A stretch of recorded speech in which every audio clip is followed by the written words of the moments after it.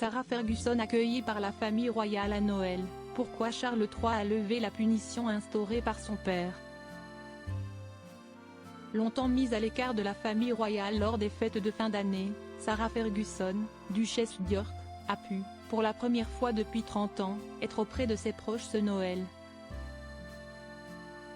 Une punition levée par Charles III et dont le geste a été expliqué par une source proche du palais.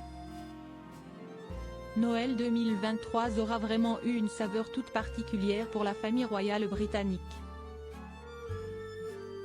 Pour cette première édition où le roi a pu organiser la célébration à sa convenance, la fête de 2022 étant encore très marquée par la disparition de la reine Elisabeth II, Charles III n'a pas hésité à dépoussiérer les traditions ancrées en édictant les nouvelles règles mises en place sous son règne.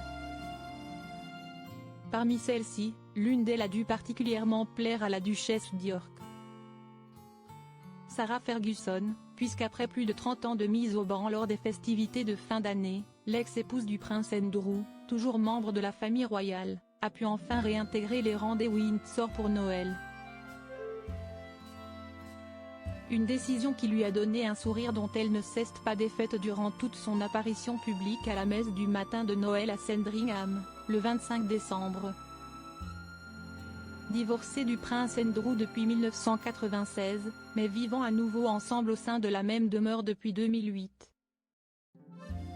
La duchesse qui a récemment été victime d'un cancer aura donc attendu 2023 pour pouvoir marcher à nouveau aux côtés de son ex-mari et de leur fille. La cause de cette mise à l'écart est à chercher du côté du prince Philippe, époux de la reine Elisabeth II. Ce dernier, d'abord très proche de sa belle-fille, ne lui a jamais pardonné ses multiples errances après sa séparation avec son fils. Comme sa tentative de mettre en relation le prince Andrew avec la presse ou encore les photos volées où la duchesse est vue seins nus, se faisant baiser les pieds par son amant, John Bryan. Des actes qui horrifiaient l'époux de la reine, mettant son veto à chacune de ses participations à un événement royal d'envergure. Elisabeth II et son époux n'étant désormais plus de ce monde, la décision revenait à Charles de maintenir ou non cette punition. Selon une source proche de Buckingham Palace auprès de Page 6, ce mercredi 27 décembre, le monarque aurait décidé de la lever à la suite des nombreuses bonnes actions de Sarah Ferguson auprès de la firme, notamment son soutien sans faille à son ex-mari, pris dans la tourmente d'accusations d'agression sexuelle. Sarah a toujours été proche du roi et l'aimait, et elle s'est de plus en plus rapprochée de la reine. Elle a toujours été fidèle à la famille et ne s'est vraiment pas trompée ces dernières années.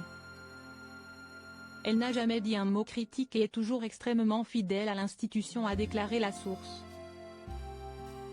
Une bonne nouvelle pour la duchesse d'York qui laisse espérer très prochainement pour elle un retour au premier plan.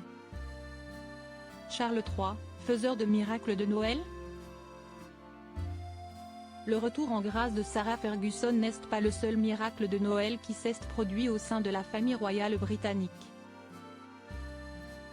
Charles III a également profité de l'occasion pour bousculer une autre tradition en élargissant le cercle intime des invités de Sandringham pour Noël à certains membres de la famille de son épouse, la reine Camilla.